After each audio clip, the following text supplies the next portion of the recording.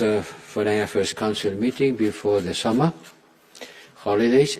We hope it's going to be the last one, but the last 2 summers has been very much troubled by different events. Last year, remember, it was Afghanistan, and this year the war in Ukraine continues. Today the fact has been devoted mainly to discuss about the Russian aggression against Ukraine, also about Latin American and Caribbean relationship, and other issues I will briefly mention. We got a video conference with Foreign Minister of Ukraine, Dmytro Kuleba, who joined the Foreign Affairs Council. On the first point, he briefed us about the latest developments in the Russia aggression against Ukraine. His description shows that the situation in the ground continues being dramatic. It's worsening day by day.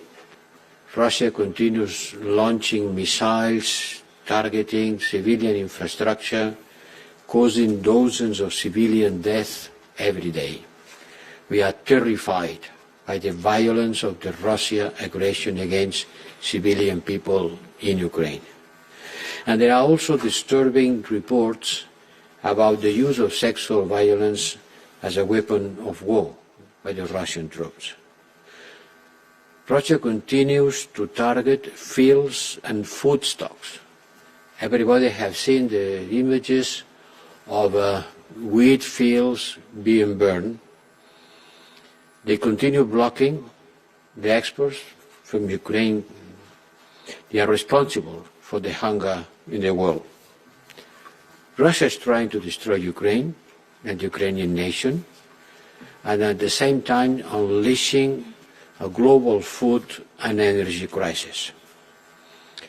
The ministers were unanimously agreeing on the need to continue stand firmly with Ukraine and to lend Ukraine with all our support in its fight for freedom and independence.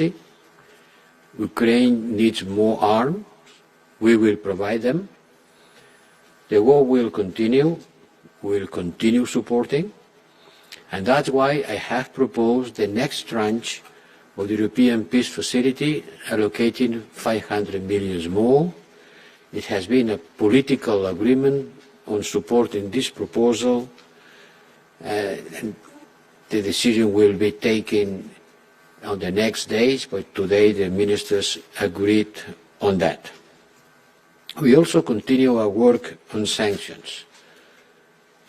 A joint proposal from the Commission and the High Representative has put on the table more measures to close the loopholes and avoid that existing measures can be circumvented, adopting new measures and trying to complete the whole architecture of these sanctions. These sanctions work. The Russian economy is severely affected. Certainly, it's not going to stop the war overnight, but the consequences of the sanctions will create a lot of economic trouble to Russia. We will continue supporting Ukraine on implementing the reforms agenda on its European perspective after Ukraine has been considered and granted the status of candidate country. We will hold the Association Council on the 5th of September after the summer break, and we are working on using this council to push the European perspective of Ukraine by implementing the required reforms. We have been discussing about the battle of narrative around who is guilty of what, and which are the causes and the consequences of the war, and about the reasons of the high increase on energy and food crisis. It's clear, for example, in the case of oil, that it's not the European ban on oil, on Russian oil, who has created this increase on oil price. Many people say that. Many people consider that on adopting sanctions, the European Union has created a problem, provoking an increase on the price of oil. That's completely false. The price of oil started increasing 1 month before the war. It was caused by the war. It has been peak since the beginning of the war. And since we adopted sanctions, and since we banned the oil export from Russia, as you can see, the price of oil has decreased, reaching today the same level that just before the war started. I'm not saying that the bans on Russian oil has produced a decrease. No. But it's clear that watching at this graph, nothing can seriously say that the sanctions have produced an increase on the price of oil. With something, they have produced a decrease until reaching the same price that before the war. And this is part of the battle of narrative. A lot of people are saying things without putting evidence.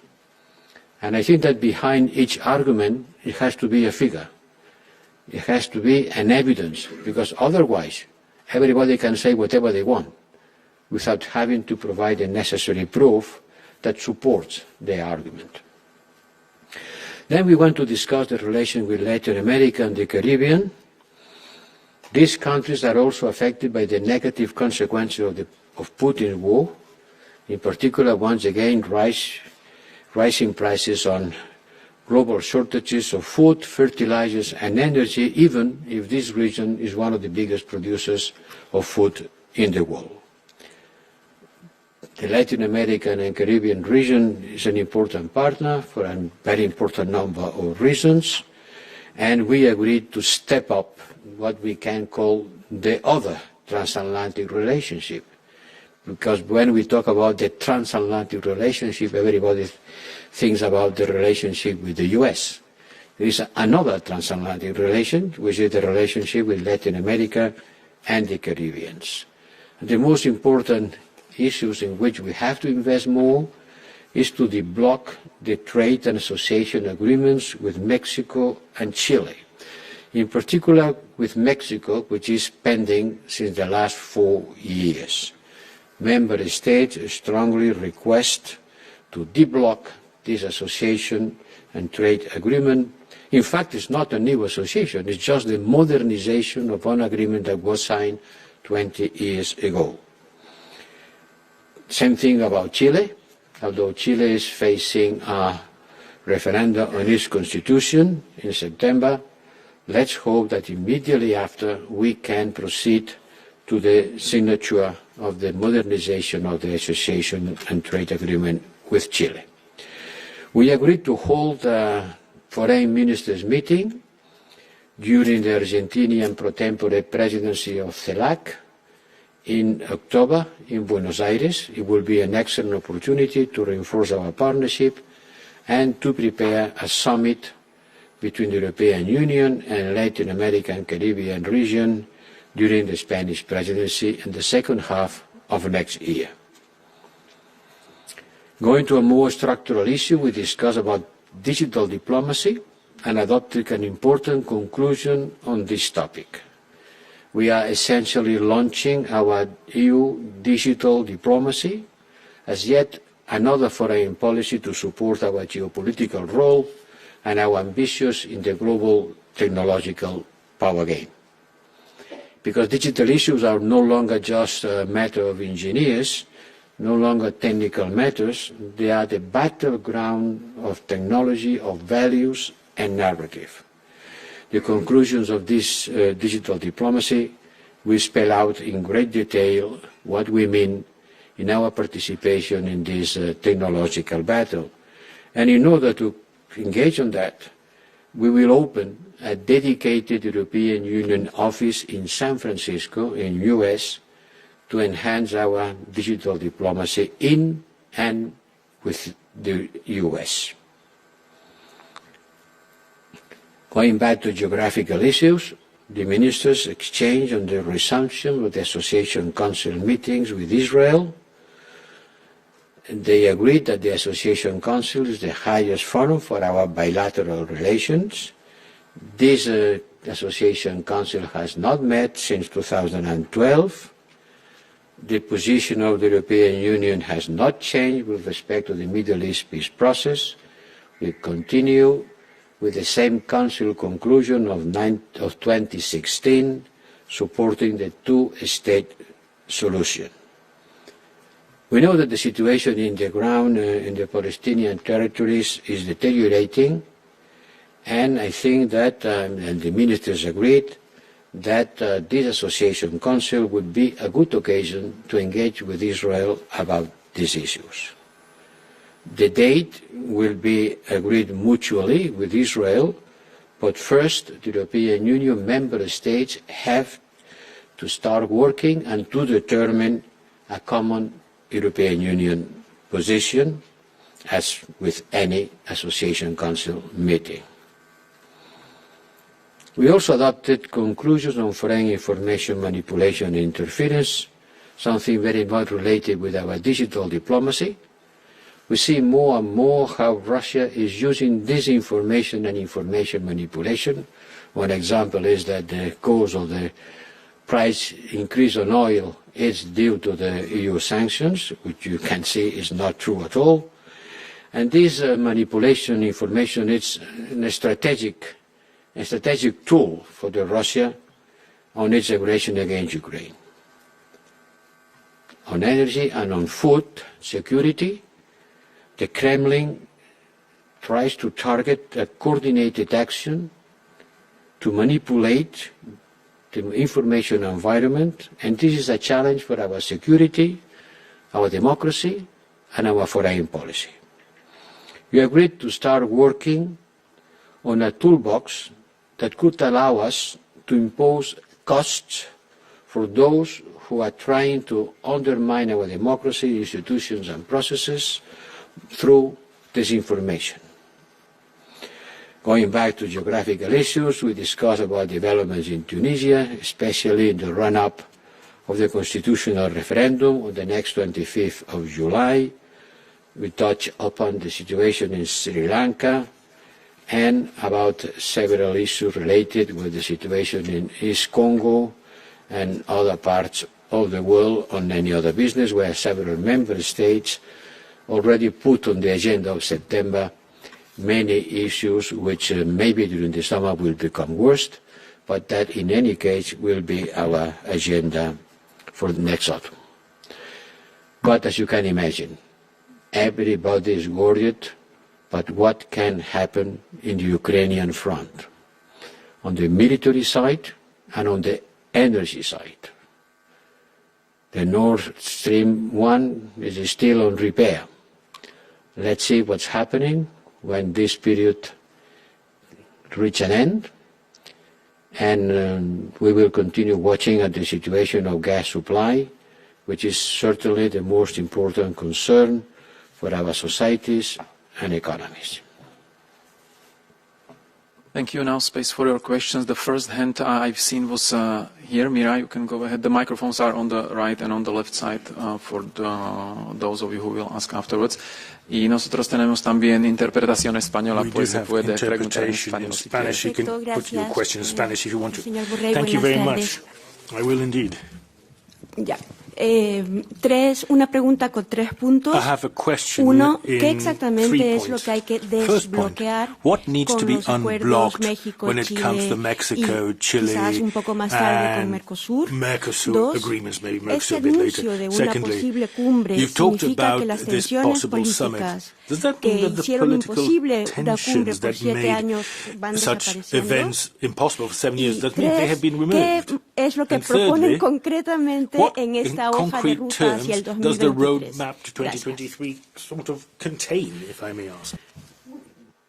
Tardaría mucho tiempo en contestar concretamente Well, to give you a detailed answer would take a long time. 3 questions in one.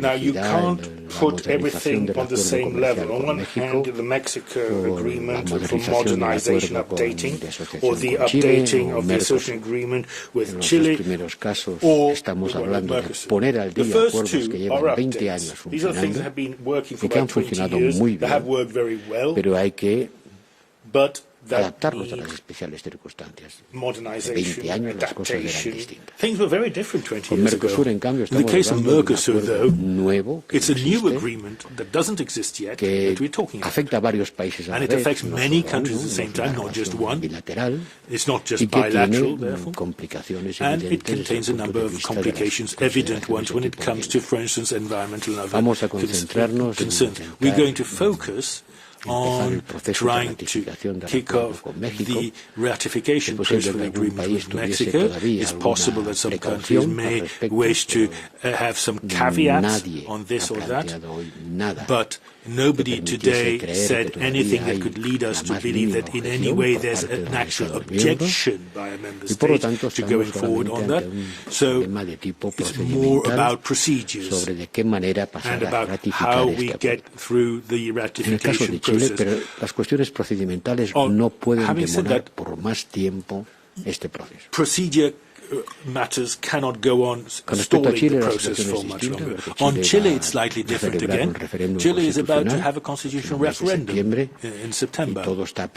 Everything depends on what happens there. Tendremos que esperar a que eso ocurra para retomar algo que debería también estar acabado antes de fin de año. And we'll have to wait and see what happens and then move on before the end of the year, because then it's going to be 20 years since the original agreement was signed, so we'll still have to wait to see. On Mercosur, as I said, it's a wee bit more complicated. There was an agreement in 2019 which now has to be adapted with environmental concerns in particular. This will require some technical work, and that will be of some importance. I can't, in a few words, talk about everything that underpins our strategy or indeed our desire to boost our partnership with Latin America and the Caribbean. After all, we're talking about a whole continent, not just one country, so I can't sum all of that up.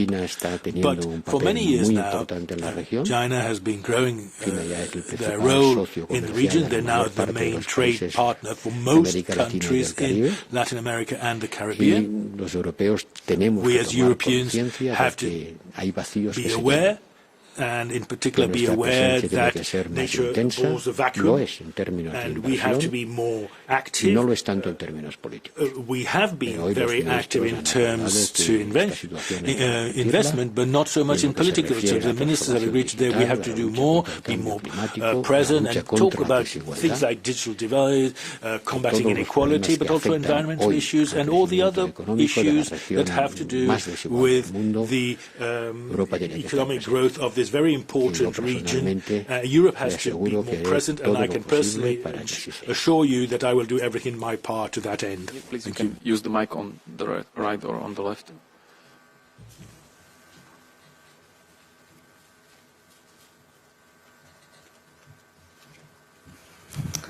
Hi, my name is Olena Abramovich. I'm a Ukrainian journalist. I work for Ukrainian media.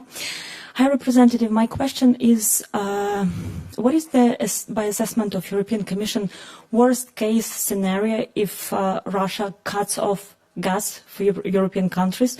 What will be the biggest consequences for European consumers and economies? And the follow-up question after that is that, does that overweight those losses of lives and ruins that Ukrainians are suffering right now? Thank you.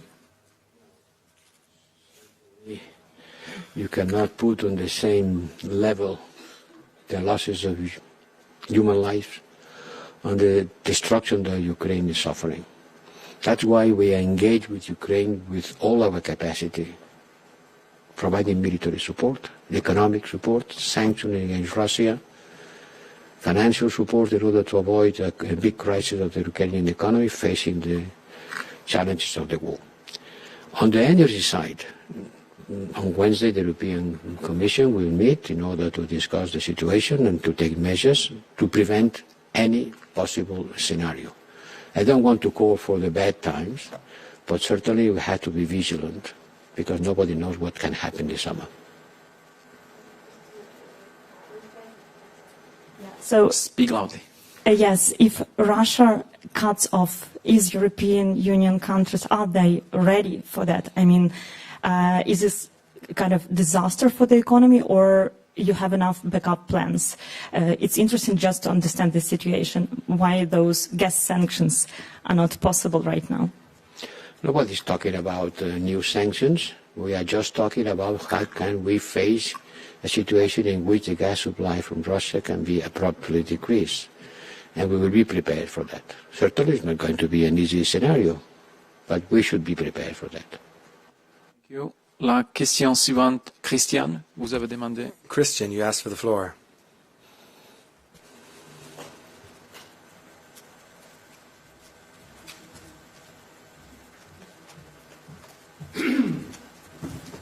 Oui, bonjour.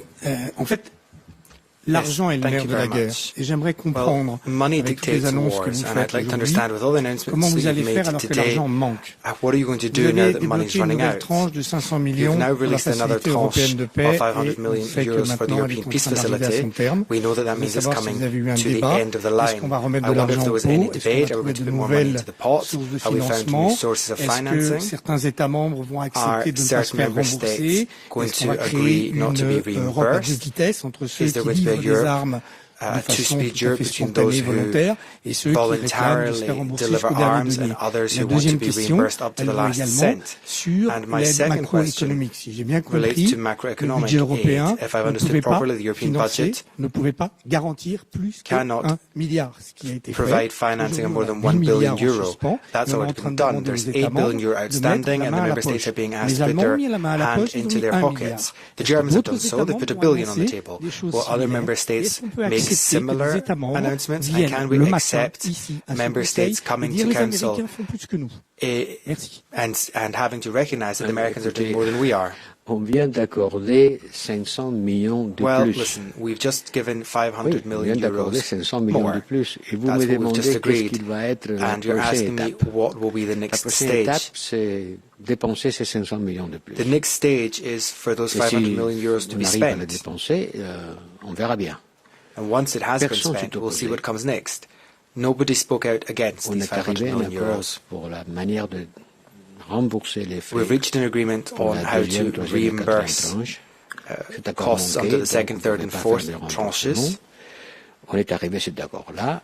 An agreement on that has now been reached. It's now up to all of the member states to cooperate. Everyone said and unanimously agreed that 500 million euros should be taken from the peace facility. It's not a bottomless pot of money, but so far we can continue to finance the financing that we have guaranteed to Ukraine. On the macroeconomic assistance, the Commission did announce 9 billion euro. So far, the Council has reached an agreement to disperse 1 billion, and we continue to work to find a way to disperse the other 8 billion euro. I don't have a date to give you now, but it remains on our agenda, and we will find a way to do it, because we fully understand the macroeconomic difficulties that Ukraine faces, which are entirely normal. It's a war. Their revenue has collapsed, they have budget difficulties. In times of peace, imagine the situation in times of war. We will provide macroeconomic support to stabilize Ukraine because it is just as important as military aid. Next question, Andres, yeah, go ahead.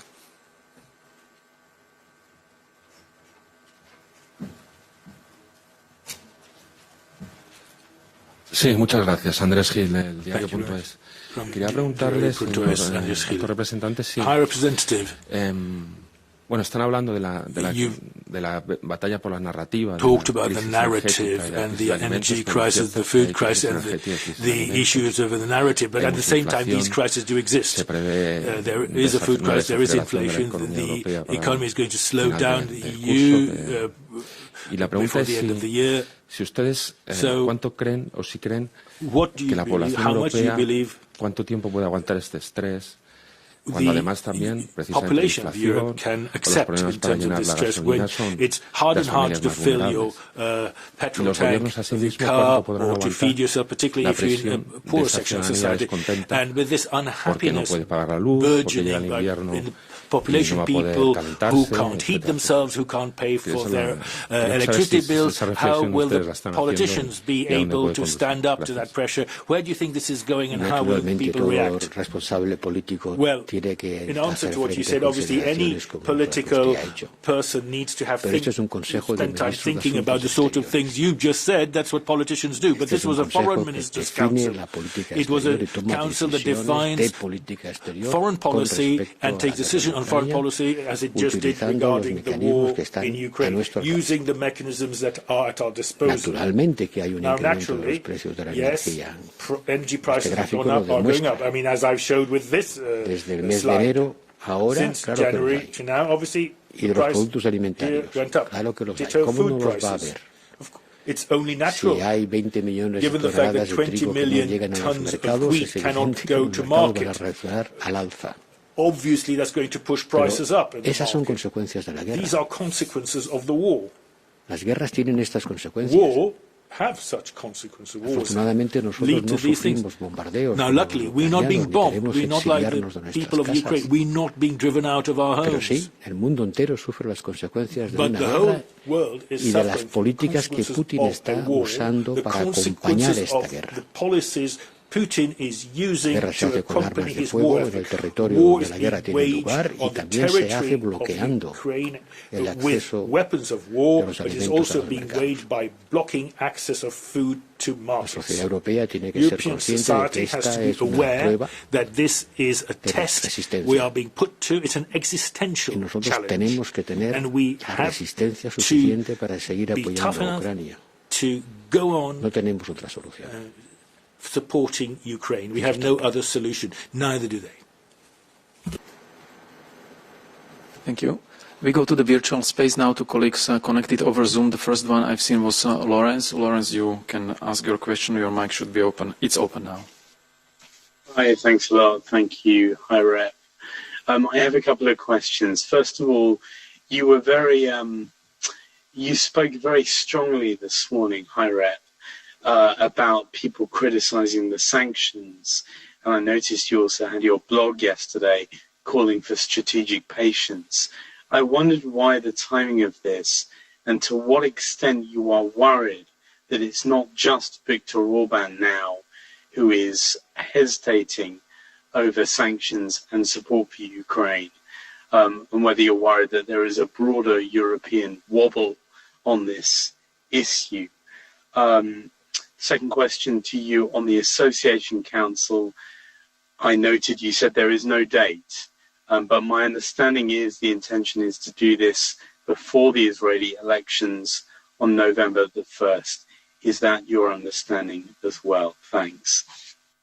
Yes, about the Association Council, one could consider that being the Israeli government a caretaker government, because they will be in the midst of an electoral process, it would be better to wait for another government that come out of the electoral process with a stronger political support. But member states and ministers almost unanimously decided that if we are able to agree on a common agenda and on a common position on the points of agenda, there was no need to wait until December or who knows when, because who knows when the next Israeli government will be formed. It's maybe 6 months or 1 year, no? Who knows? So the important thing is not the electoral process, that certainly is going to happen, and nobody knows which is going to be the result, and we don't want to interfere on the result, but the member states agreeing on the agenda and a common position on the agenda points.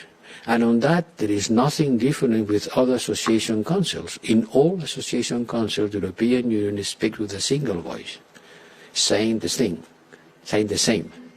And now, from now on, we start with the process of building this common position, and I think it would be a good occasion to rethink about the Middle East peace process and the role on the position of the European Union with respect to it. As soon as we have a common position, we will try to agree with the Israeli side for a date. Not before. It wouldn't make sense to fix a date and afterwards to look for a common position. First thing first. First common position. Secondly, to fix the date. Your first question, certainly, I am sure Putin is counting on the democratic fatigue. I'm sure. He believes that democracies are weak, and the news hides the news. And look, no, European societies cannot afford fatigue. The European societies and the European Union member states governments have to continue standing behind the decision they have taken. They took the decisions on restrictive measures on the Russian economy, and they have to stick to it. And they have to keep putting pressure on the economics of Russia, knowing that it's not going to be a miracle solution. But we have to do that exactly at the same level that we support military Ukraine. Okay, thank you. And the last question, Natalia, is you have the mic just there.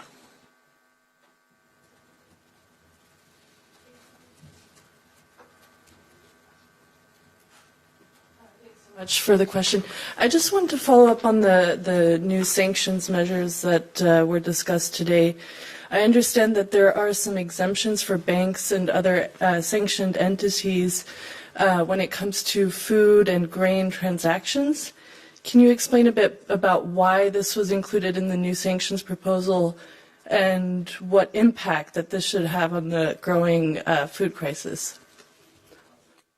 The COREPER is working right now to complete the work on the new, call it restrictive measures, new package of adaptation or perfectionation of the existing measures. There is nothing new on changing the current restrictive measures with respect to the payments for food and fertilizers. Since the beginning, food and fertilizers were completely out of our package. No restrictive measures affecting the trade on food and fertilizers. It's perfectly possible for us that Russia sells and people buy food and fertilizers. No restrictive measures, no limit on the banking capacity to convey payments.